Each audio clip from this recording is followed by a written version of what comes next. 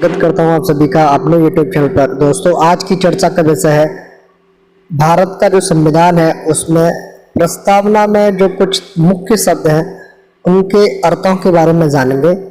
Basically क्या होता है कि किसी चीज़ को स्टार्ट करने से पहले, जैसे कोई राइटर एक बुक लिखता है, बुक को लिखने से पहले वो उसकी विषय सूची बताता है, उसके बारे में जानकारी देता है।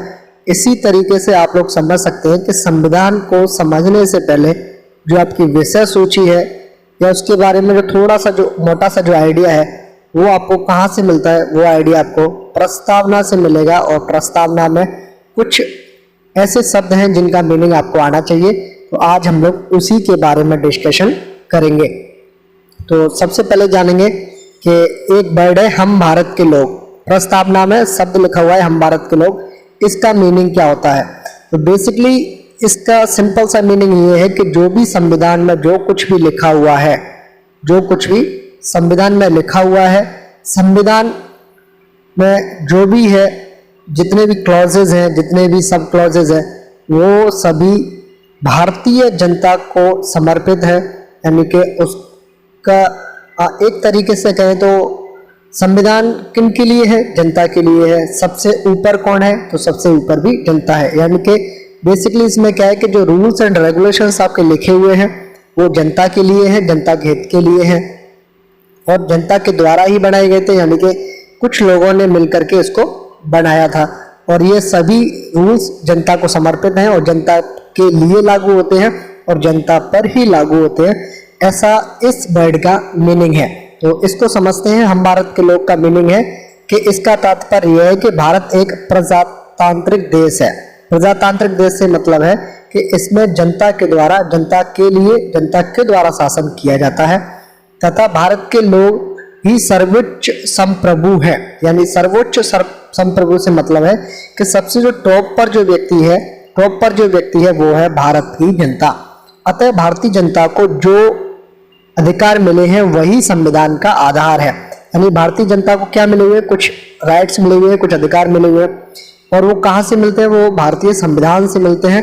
इसका दूसरे अर्थ में इसका मीनिंग है कि दूसरे शब्दों में भारतीय संविधान भारतीय जनता का समर्पित है, भारतीय जनता को समर्पित है। इस बात का भी आप लोग ध्यान रखेंगे। नेक्स्ट वर्ड है संप्रभुता। संप्रभुता में सिंपली क्या होता है कि इसका मीनिंग ये है कि जो भारत है, जो कंट्री है इंडिया, जो भारत जो देश है, वो पूरी तरीके से अब स्वतंत्र है और वो आत्मनिर्भर है। यानी कि वो किसी अन्य देश पर या अन्य किसी एक तरीके से कहे तो उसके ऊपर कोई और शासन नहीं करता, वो पूरी तरीके से स्वतंत्र है। संप्रभुता का मीनिंग सिंपली ये होता है। तो इस शब्द का अर्थ से क्या है? इस शब्द का अर्थ है कि भारत ना तो किसी अन्य देश पर निर्भर है, यानी कि या ना तो हम अब किसी के गुलाम रहे हैं, ना ही हम किसी के अंडर में आते हैं और ना ही किसी अन्य देश का डोमिनियन है। इसके ऊपर कोई और शक्ति नहीं है। यानी कि जो इंडिया है, जो भारत है, इसके ऊपर और कोई नहीं बैठा है आदेश करने के लिए या इसको चलाने के लिए, और यह अपने आंतरिक और बाहरी मामलों का निस्तारण करने के लिए स्वतंत्र है। यानी कि जो खुद के इंडिया के भीतर की बात करें या बाहर के जो रूल्स एंड रेगुलेशंस हैं, बाहर के जो भी मामले हैं, उनको किस तरीके से करना है, कैसे सेटल करना है, तो वो सारे जो काम है वो उन सारे डिसीजंस लेने के लिए इंडिया अब स्वतंत्र है। अगला वर्ड है समाजवादी। समाजवादी शब्द का अर्थ है कि ऐसी संरचना जिसमें उत्पादन के मुख्य साधनों, उत्पादन के मुख्य साधनों से मतलब जैसे पूंजी है, जमीन है या जो संपत्ति है, वो अब किसके नियंत्रण में है? किसके लिए है वो? अब वो जनता के लिए है। जनता के लिए इसको बनाया गया है, उसमें किसी भी तरीके से कोई भेदभाव नहीं किया जाता है। यानी कि समाजवादी शब्द का अर्थ यह है कि ऐसी संरचना से है, ऐसी संरचना से जिसमें उत्पादन के जो मुख्य साधन है जैसे पूंजी, जमीन, संपत्ति आदि पर सार्वजनिक स्वामित्व या नियंत्रण के साथ वितरण में समतुल्य सामंजस्य है। वितरण जब भी इनका किया जाएगा, जब भी जनता को इसको डिलीवर किया जाएगा तो सही तरीके से, समतुल्य तरीके से दिया जाएगा। यानी कि सबको समान अधिकार दिए जाएंगे, समान तरीके से उसका बंटवारा किया जाएगा। इस तरीके से समझ सकते हैं आप लोग। नेक्स्ट है पंथ निरपेक्ष। तो पंथ निरपेक्ष राज्य का क्या मतलब है? पंथ निरपेक्ष राज्य का स्पष्ट रूप से संविधान में कोई उल्लेख नहीं है, लेकिन इसका मतलब हम लोग लगा सकते हैं कि कोई भी जो धर्म है, इंडिया में जो भी धर्म है वो सभी अपने आप में स्वतंत्र हैं, उनके ऊपर कोई और नहीं है, वो अपने धर्म का प्रचार प्रसार कर सकते हैं। उसके लिए कुछ कंडीशंस हैं और सभी जो धर्म है वो भारतीय सरकार के द्वारा, भारत सरकार है वो उनसे समर्थन प्राप्त है। यानी कि भारत सरकार कभी ये नहीं कहती कि एक धर्म को बढ़ावा मिलेगा या एक धर्म ही है पूरे देश में, ऐसा नहीं है। जितने भी तरीके के यहाँ लोग हैं, जितने भी धर्म के यहाँ लोग हैं, वो सभी स्वतंत्र हैं और अपने आप में उनकी एक एग्जिस्टेंस है। तो पंथ निरपेक्ष जो राज्य है उसका स्पष्ट संविधान में कोई उल्लेख नहीं है, लेकिन इस बात में कोई डाउट नहीं है कि संविधान के जो निर्माता है उन्होंने ऐसे राज्य की स्थापना करना चाहते हैं कि उसमें सभी लोग सही ढंग से, समान रूप से, समान जो धर्मों के लिए जो अलग अलग रूल्स है वो सभी के लिए सेम रहेंगे। इस तरीके से आप लोग समझ सकते हैं। इसलिए संविधान में अनुच्छेद 25 से 28 धार्मिक स्वतंत्रता का अधिकार जोड़े गए हैं। भारतीय संविधान में पंथ निरपेक्षता की सभी अवधारणाएं विद्यमान है। अर्थात हमारे देश में सभी धर्म समान रूप से हैं, समान है और उन्हें सरकार का समान समर्थन प्राप्त है। इस बात का आप लोग ध्यान रखेंगे। नेक्स्ट वर्ड है लोकतांत्रिक। संविधान की प्रस्तावना में लोकतांत्रिक शब्द का इस्तेमाल वृहद रूप से किया गया है। इसमें न केवल राजनीतिक लोकतंत्र आएगा बल्कि इसमें सामाजिक एवं आर्थिक लोकतंत्र को भी शामिल किया गया है।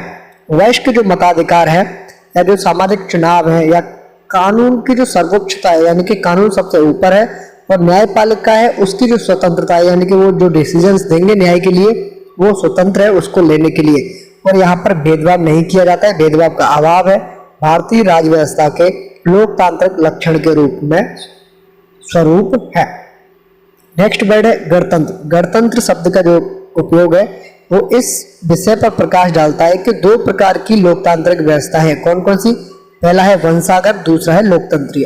वंशागत में सिंपली क्या होता है कि राजा का बेटा राजा बनता है, और लोकतंत्र में क्या है, लोकतंत्र में होते हैं चुनाव, जो जनता को पसंद आएगा वो राज करता है, वो शासन करता है। इस बात का ध्यान रखेंगे। तो कौन कौन सी व्यवस्था है? दो व्यवस्था है, वंशागत और लोकतंत्रीय। गणतंत्र में से भारतीय संविधान के अंतर्गत लोकतंत्रीय गणतंत्र को अपनाया गया। यानी कि इंडिया में कौन सा लोकतंत्र है? लोकतंत्रीय गणतंत्र है। यानी कि वहां पर जनता के बीच से ही जनता के लिए और जनता के द्वारा शासन किया जाता है, जनता ही सर्वोच्च है। इस बात का ध्यान रखेंगे। गणतंत्र राज्य में प्रमुख हमेशा प्रत्यक्ष या अप्रत्यक्ष रूप से एक निश्चित समय के लिए चुनकर आता है। इसका मीनिंग है प्रत्यक्ष या अप्रत्यक्ष रूप से चुनाव का मतलब है कि हम लोग राष्ट्रपति का जो चुनाव है उसमें जनता डायरेक्ट रूप से पार्टिसिपेट नहीं करती है। लेकिन बात करें लोकसभा के चुनावों की, यानी कि प्राइम मिनिस्टर्स की या मिनिस्टर्स के बारे में बात करें तो उनका जो चुनाव है वो डायरेक्ट रूप से होता है। अप्रत्यक्ष रूप से हम लोग राष्ट्रपति का चुनाव करते हैं और राष्ट्रपति के अलावा राज्यपाल का चुनाव है, तो ये अप्रत्यक्ष रूप से चुनाव है। लेकिन इस बात का आप लोग ध्यान रखें कि जैसे मिनिस्टर्स हैं, यानी कि लोकसभा है, प्रधानमंत्री है और जितने भी मिनिस्टर्स हैं उन सभी के द्वारा किसको चुना जाता है? उन सभी के द्वारा ही राष्ट्रपति का चुनाव होता है। राष्ट्रपति के चुनाव से संबंधित आपको एक वीडियो मिल जाएगी। उसके चुनाव में कौन कौन पार्टिसिपेट करते हैं, तो सिंपल सी आप लोग इस बात का समझने का प्रयास करें कि हम लोग इनको चुनते हैं, किनको? लोकसभा मेंबर्स को, पीएम को, मिनिस्टर्स को। यानी कि पीएम का चुनाव मिनिस्टर्स में से ही होता है, लेकिन वो एक्चुअल में कहीं ना कहीं से जीत के जाता है, कहीं ना कहीं से चुनाव जीतता है। इसका मतलब वो डायरेक्ट उसका चयन हो, डायरेक्ट हम लोग उसको चुनते हैं। तो चुनने के बाद में ये लोग राष्ट्रपति को चुनते हैं, यानी कि अप्रत्यक्ष रूप से भी वहां पर कुछ समय के लिए, निश्चित समय के लिए चुनकर लोग जाते हैं और वो वहां पर प्रशासन में जाके बैठते हैं। गणतंत्र के अर्थ में दो बातें शामिल हैं। पहली एक राजनीतिक संप्रभुता किसी एक व्यक्ति जैसे राजा के हाथ में होने के बजाय लोगों के हाथ में होती है। राजनीतिक संप्रभुता हमारे यहाँ कैसे है कि हमारे यहाँ राजा का बेटा राजा नहीं होता, राजा का शासन हमारे यहाँ अब नहीं चलता है। अब क्या करते हैं कि जो जनता है, जनता के बीच से ही लोग जाते हैं और वो वहां पर जाके शासन करते हैं। दूसरी बात यह है कि किसी भी विशेषाधिकार प्राप्त वर्ग की अनुपस्थिति, यानी कि किसी वर्ग को विशेष अधिकार नहीं दिए गए हैं कि वो ही शासन करेंगे, कोई भी जा सकता है। इसलिए हर सार्वजनिक कार्यालय बगैर किसी भेदभाव के प्रत्येक नागरिक के लिए खुले रहते हैं। इस बात का आप लोग ध्यान रखेंगे। नेक्स्ट वर्ड है स्वतंत्रता। यहाँ स्वतंत्रता का तात्पर्य नागरिक स्वतंत्रता से है। नागरिक स्वतंत्रता से मतलब है कि जो जनता है, जो भी नागरिक है, वो स्वतंत्र है। इस बात का आप लोग ध्यान रखेंगे, वो अपने डिसीजंस ले सकते हैं। स्वतंत्रता के अधिकार का इस्तेमाल संविधान में लिखी सीमाओं के भीतर किया जा सकता है। यह व्यक्ति के विकास के लिए यानी कि उसे आगे बढ़ने के लिए चांसेस देता है, अवसर प्रदान करता है। नेक्स्ट वर्ड है न्याय। न्याय का भारतीय संविधान की प्रस्ताव में उपलब्ध उल्लेख है, जिसे 3 भिन्न रूपों में देखा जा सकता है। कौन कौन से? सामाजिक न्याय के रूप में, राजनीतिक न्याय और आर्थिक न्याय के रूप में देखा जा सकता है। सामाजिक न्याय से अभिप्राय है कि मानव मानव के बीच में जाति वर्ण के आधार पर भेदभाव नहीं करता है। प्रत्येक नागरिक को उन्नति के समुचित अवसर मिलते हैं। इस बात का भी आप लोग ध्यान रखेंगे। ये सामाजिक न्याय की परिभाषा है। आर्थिक न्याय से मतलब है कि जो उत्पादन एवं वितरण के जो साधन है, उनका भी न्याय के तरीके से समान तरीके से वितरण होता है। वो धन संपदा का केवल कुछ ही हाथों में केंद्रीकृत नहीं होता, यानी कि पैसा किसी विशेष व्यक्ति पर या किसी विशेष वर्ग पर नहीं होता है, वो सभी के हाथों में जा सकता है, वो सेंट्रलाइज नहीं होता है। इस बात का आप लोग ध्यान रखें। राजनीतिक न्याय का अभिप्राय है कि राज्य के अंतर्गत समस्त नागरिकों को समान रूप से नागरिक और राजनीतिक अधिकार प्राप्त हो, चाहे वह राजनीतिक दफ्तरों में प्रवेश करने की बात हो अथवा अपनी बात सरकार तक पहुंचाने का अधिकार हो। ये राजनीतिक न्याय के मीनिंग्स हैं। इसके बाद में है समता।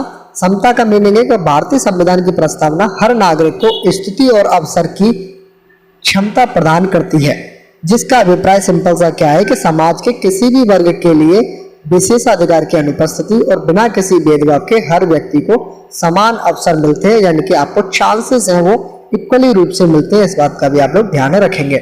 नेक्स्ट है बंधुत्व। इसका शाब्दिक अर्थ है भाईचारे की भावना, यानी कि जब लोग मिलकर रहते हैं तो उसे कहा जाता है भाईचारा।